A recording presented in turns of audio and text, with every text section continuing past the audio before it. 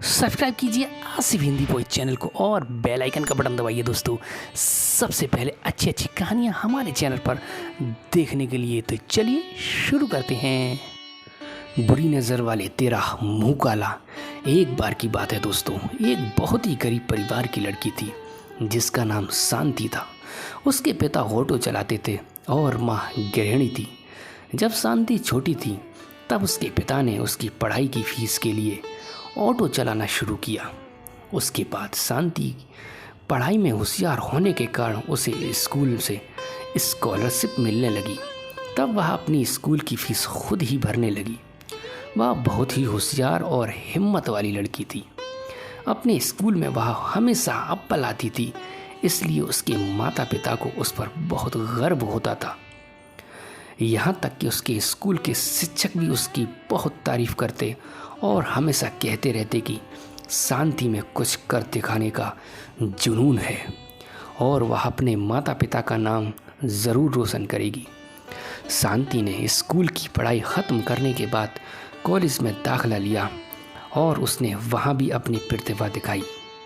उसके प्रभावशाली होने के कारण ही कॉलेज की पढ़ाई करते करते ही उसकी जॉब लग गई और वह कॉलेज की पढ़ाई ख़त्म कर जॉब करने लगी।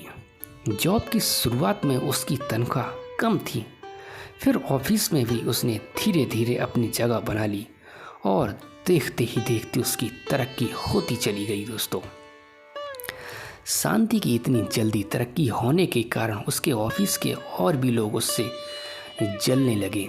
उसे हमेशा नीचा दिखाने की कोशिश करते और उससे कहते कि तुम्हारी इतनी औकात नहीं, किंतु वह बिना डरे अपना काम करती रहती और उसके काम को देखते हुए उसकी तरक्की होती रहती।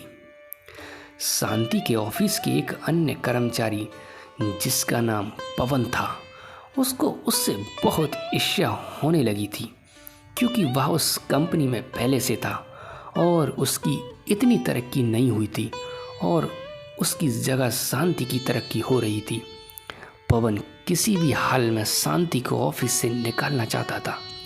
इसके लिए उसने कई हथकंडे भी अपनाए, किंतु हर बार वह असफल रहा। एक दिन शांति ऑफिस में देर रात तक काम कर रही थी।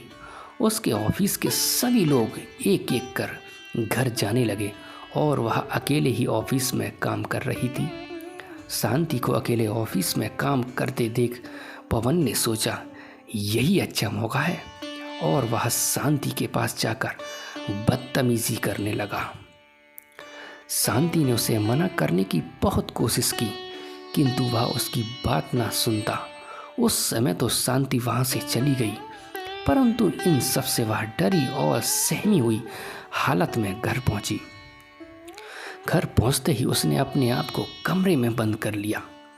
दूसरी तरफ पवन ये सोचने लगा कि शांति अब डर के कारण ऑफिस नहीं आएगी और जिससे उसका इस जॉब से निकाल दिया जाएगा।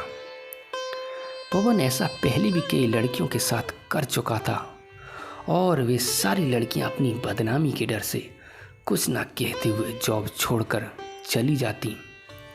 अगले दिन शांति सुबह उठी और ऑफिस जाने से मना करने लगी।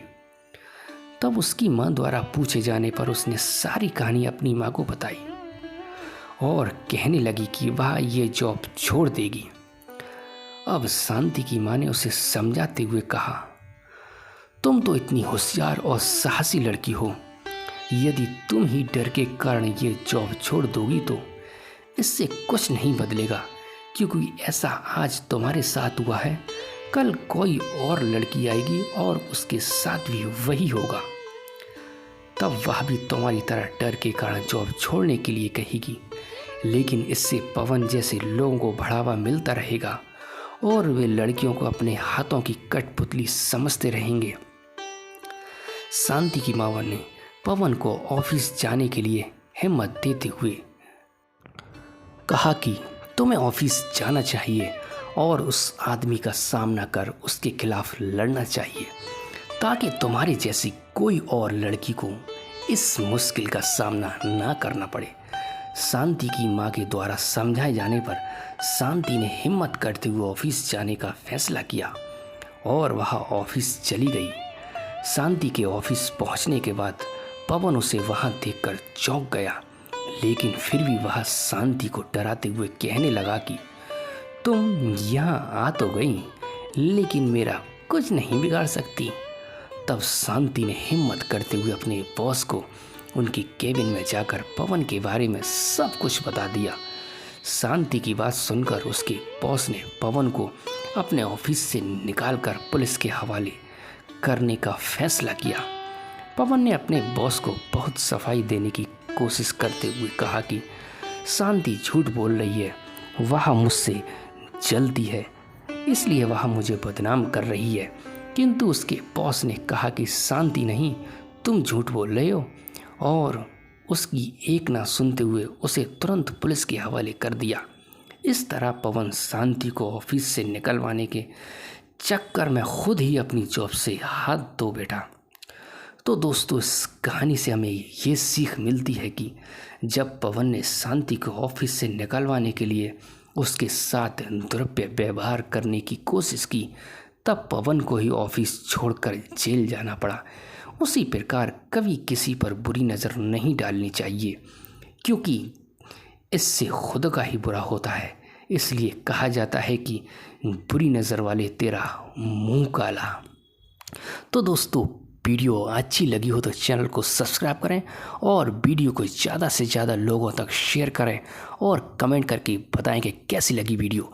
तो मिलते हैं इससे भी अगली अच्छी वीडियो में। गुड बाय दोस्तों।